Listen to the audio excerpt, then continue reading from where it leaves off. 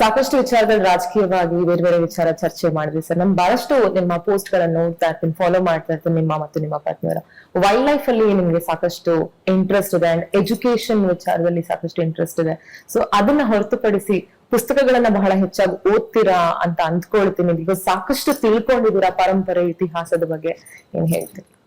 ಕೆಲವು ಮಾಹಿತಿ ಎಲ್ಲ ನಮ್ಮ ತಾಯಿಯವರೇ ತಿಳ್ಕೊಟ್ಟಿರೋದು, ಅರಮನೆ ಪಾರಂಪರೆಗೆಲ್ಲ ಸಂಬಂಧಪಟ್ಟಿರೋದು.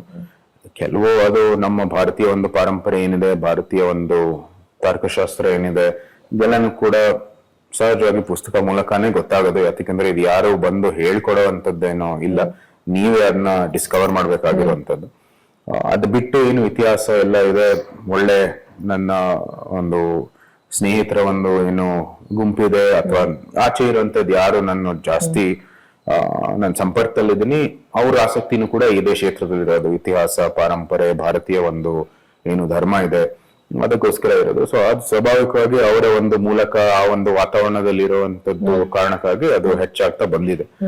ಅದ್ರ ಜೊತೆಗೆ ವನ್ಯಜೀವಿ ಏನು ಆಸಕ್ತಿ ಇರೋದು ಅದು ಅರಮನೆಯಲ್ಲಿ ಬಂದಿರುವಂತ ಪದ್ಧತಿ. ನಮ್ಮ ತಾತನವರು national board for wild life ಏನಿದೆ ಅದರ ಸಂಸ್ಥಾಪಕರು ಮತ್ತು ಮೊದಲನೇ ಒಂದು ಚೇರ್ಮನ್ ಆಗಿದ್ರು. ಅದಕ್ಕೆ ಹಿಂದೆ ನೀವು ನೋಡ್ಬೋದು ಕರ್ನಾಟಕದಲ್ಲಿ ಇವತ್ತು ಎಲ್ಲಕ್ಕಿಂತ ಹೆಚ್ಚು ಒಂದು ಹುಲಿಗಳು ಸಂಖ್ಯೆ ಇರೋದ ಕಾರಣ ಅಂದ್ರೆ ಇಲ್ಲಿ ಹೆಚ್ಚು ಟೈಗರ್ ರಿಸರ್ವ್ಸ್ ಗಳಿದೆ. ಅಲ್ಲಿ ಏನಕ್ಕಂದ್ರೆ ಇಲ್ಲಿ ಟೈಗರ್ ರಿಸರ್ವ್ ಆಗಿ ಗುರುತಿಸುವಂತದ್ದು ಕ್ಷೇತ್ರಗಳು ಮೈಸೂರು ಸಂಸ್ಥಾನದಲ್ಲಿ. ಇವತ್ತು BR ಹಿಲ್ಸ್ ಇರ್ಬೋದು, MM ಹಿಲ್ಸ್ ಇರ್ಬೋದು, ಬಂಡೀಪುರ, ನಾಗರಹೊಳೆ, ಭದ್ರಾ ಎಲ್ಲಾನು ಕೂಡ ಹಳೆ ಮೈಸೂರು ಒಳಗೆ ಇರೋದು.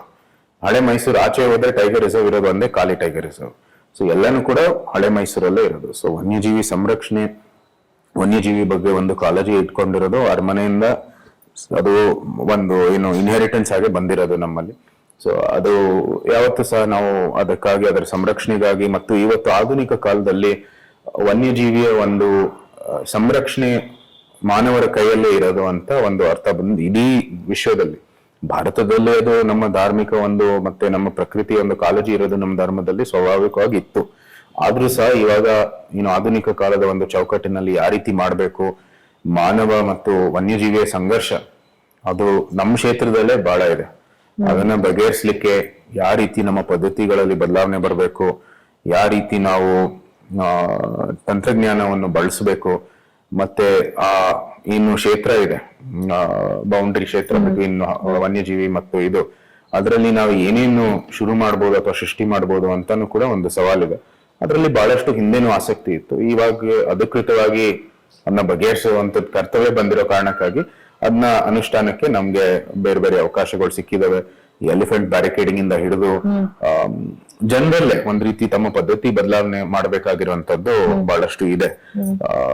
ಇದು ಇವತ್ತು ಇಲ್ಲಿ ನಿಲ್ಲಲ್ಲ ಇದು ಸಮಸ್ಯೆಗಳು, ಈ ವನ್ಯಜೀವಿ ಮಾನವ ಸಂಘರ್ಷ. ಅದಕ್ಕೆ ನಮ್ ಸಂಖ್ಯೆನೂ ಜಾಸ್ತಿ ಆಗ್ತಾ ಇದೆ. ಮತ್ತೆ ಒಳ್ಳೆ ಸಂರಕ್ಷಣೆಯ ಪದ್ಧತಿಗಳು ಶುರು ಆಗಿರೋ ಕಾರಣಕ್ಕಾಗಿ ಆನೆಗಳು, ಹುಲಿಗಳು, ಚಿರತೆ ಎಲ್ಲ ಅದರ ಸಂಖ್ಯೆ ಕೂಡ ಹೆಚ್ಚಾಗ್ತಾ ಇದೆ ಭಾರತದಲ್ಲಿ. ಸೊ ಇದು ನಾವು ಒಳ್ಳೆ ಬರೀ ಜನರ ಒಂದು ಪದ್ಧತಿ ಬದಲಾವಣೆ ಮಾಡೋ ಮೂಲಕ ಮತ್ತು ತಂತ್ರಜ್ಞಾನ ಹಾಗೂ ಒಂದು ರೀತಿಯ ಏನು ಚೌಕಟ್ಟನ್ನು ರೂಪಿಸ್ಬೇಕಾಗಿದೆ ಅದೆಲ್ಲ ನಡುವೆ. ಅದ್ರ ಜೊತೆಗೆ ಮತ್ತೆ ಕೊನೆಯದಾಗಿ ವಿದ್ಯಾಭ್ಯಾಸ, ಅದು ಕೂಡ ಒಂದ್ ರೀತಿ ಅರಮನೆಯಲ್ಲೇ ಬಂದಿದೆ. ನಮ್ಗೆ ಯಾವಾಗ್ಲೂ ಅರ್ಥ ಆಗಿತ್ತು ಸಮಾಜದಲ್ಲಿ ಇರುವಂತದ್ದು ಎಲ್ಲಾ ಸಮಸ್ಯೆಗಳನ್ನು, ಅದೇ ಒಂದು ವಿದ್ಯಾಭ್ಯಾಸ ಎಲ್ಲಕ್ಕೂ ಒಂದು ಉತ್ತರ ಅಲ್ಲ, ಆದ್ರೂ ಸಹ ನೀವು ಎಲ್ಲ ಒಂದು ಇಡೀ ವಿಶ್ವದಲ್ಲೇ ನೀವು ಅಧ್ಯಯನ ಮಾಡಿದ್ರೆ ಒಳ್ಳೆ ವಿದ್ಯಾಭ್ಯಾಸ ಕೊಡೋ ಮೂಲಕ ಒಂದ್ ರೀತಿ ಸಮಾಜಕ್ಕೆ ಒಳ್ಳೇದೇ ಆಗುತ್ತೆ. ಕೊನೆಯದಾಗಿ ಅದು ಆರ್ಥಿಕವಾಗಿ ಮುಂದೆ ಬರಲಿಕ್ಕೆ, ತಮ್ಮದೇ ಆದ ಸ್ವಾವಲಂಬಿಕವಾಗಿ ಬದುಕಕ್ಕಾಗಿ ಎಲ್ಲಕ್ಕೂ ಕೂಡ ಒಂದ್ ರೀತಿ ವಿದ್ಯಾಭ್ಯಾಸನೇ ಉತ್ತರ. ಸೊ ಅದಕ್ಕಾಗಿ ಅದಕ್ಕೆ ಪ್ರೋತ್ಸಾಹ ಕೊಡೋದು ನಮ್ಮೆಲ್ಲರ ಕರ್ತವ್ಯ. ನಾವು ಅನೇಕ ಸಂಘ ಸಂಸ್ಥೆಗಳ ಮೂಲಕ ಬಹಳಷ್ಟು ಕೆಲಸ ಮಾಡ್ತಾ ಇದ್ವಿ. ಈಗ ಏನು ಕೇಂದ್ರ ಸರ್ಕಾರದ ಒಂದು ಒಳ್ಳೆ ನೀತಿ ನಿಯಮಗಳ ಮೂಲಕ ಅದು ಅನುಷ್ಠಾನ ತರೋ ಮೂಲಕ ಇವತ್ತು ಅದಕ್ಕಾಗಿ ಇನ್ನು ದೊಡ್ಡ ಮಟ್ಟದಲ್ಲಿ ಸೇವೆ ಸಲ್ಲಿಸುವಂತದ್ದು ಅವಕಾಶ ಇದೆ. ಸಂಸದರಾಗಿರಿ, ಸಾಕಷ್ಟು ಹೊರಗಡೆನೆ ಬಿಸಿ ಇರ್ತೀರಿ, ಫ್ಯಾಮಿಲಿ ಟೈಮ್ ಕೊಡಕ್ ಆಗ್ತಾ ಇದೆಯಾ? ಇಲ್ಲ, ಅದು ಒಂದು ಕಡೆನೆ ಏನಾದ್ರು ಸಮಸ್ಯೆ ಇದ್ರೆ ಒಂದು ಏನು ಸಂಸದರ ಕೆಲಸ ಅಲ್ಲಿ ಅದು ಒಂದೇ ಒಂದು ಸಮಸ್ಯೆ ಆಗಿರೋದು. ಅದೊಂದು ನಿಜಕ್ಕೂ ಆ ತ್ಯಾಗಕ್ಕೆ ನಾವು ಯಾವತ್ತು ಯೋಚನೆ ಮಾಡ್ತಾ ಇರ್ತೀವಿ. ಅದು ಆದಷ್ಟು ಏನು ಸಮಯ ಕೊಡ್ಬೇಕಾಗಿದೆ ನಮ್ಮ ಫ್ಯಾಮಿಲಿಗೆ, ನಮ್ಮ ಅರಮನೆಗೆ, ಅದು ಇವಾಗ ಕೊಡಕ್ ಆಗ್ತಾ ಇಲ್ಲ. ಆದ್ರೂ ಸಹ ಜನರ ಸೇವೆ ಮಾಡುವಾಗ ಮತ್ತು ನೀವು ಏನಾದ್ರು ಇನ್ನು ದೊಡ್ಡ ಮಟ್ಟದಲ್ಲಿ ನೀವು ಸಮಾಜಕ್ಕೆ ಒಳ್ಳೇದ್ ಮಾಡ್ಬೇಕಂದ್ರೆ ಕೆಲವು ತ್ಯಾಗಗಳು ಇದ್ದೇ ಇರ್ತವೆ. ಸಹಜವಾಗಿ ಅದೇ ತಮ್ಮ ವೃತ್ತಿ ಜೀವನದಲ್ಲೂ ನೀವು ಏನಾದ್ರು ಕೆಲಸ ಮಾಡ್ಬೇಕಂದ್ರೆ ಇನ್ನೊಂದ್ ಕಡೆ ನೀವು ತ್ಯಾಗ ಮಾಡ್ಬೇಕಾಗತ್ತೆ.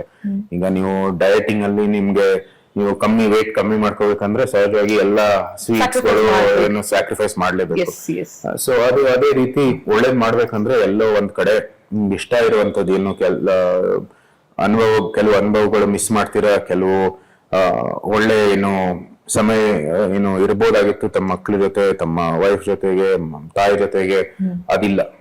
ಸೊ ಅದು ತ್ಯಾಗ ಇದ್ದೇ ಇರುತ್ತೆ. ಆದ್ರೂ ಸಹ ಭವಿಷ್ಯದಲ್ಲಿ ಅವ್ರಿಗೋಸ್ಕರ ಮುಂಬರೋ ಪೀಳಿಗೆಗೋಸ್ಕರನೇ ಒಂದು ಒಳ್ಳೆ ಚೌಕಟ್ಟು, ಒಳ್ಳೆ ವ್ಯವಸ್ಥೆ ರೂಪಿಸ್ಗೋಸ್ಕರ ನಾವು ಈ ಕೆಲಸವನ್ನು ಮಾಡ್ತಾ ಇದೀವಿ.